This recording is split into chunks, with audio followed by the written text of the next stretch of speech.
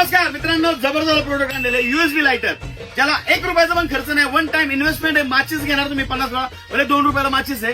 किती माचीस लागतात तुम्हाला बघा. ही वस्तू एकदाच घ्यायचंय, याच्यात गॅस भरायचा नाही, काय नाही. लाइटिंग वरती चार्जिंग होतंय. दिवाळी, दसरा, परत दिवाळीत पण तुम्हाला लागणारे फटाके वाढायला माचीस 3 वेळा हे करावं लागते.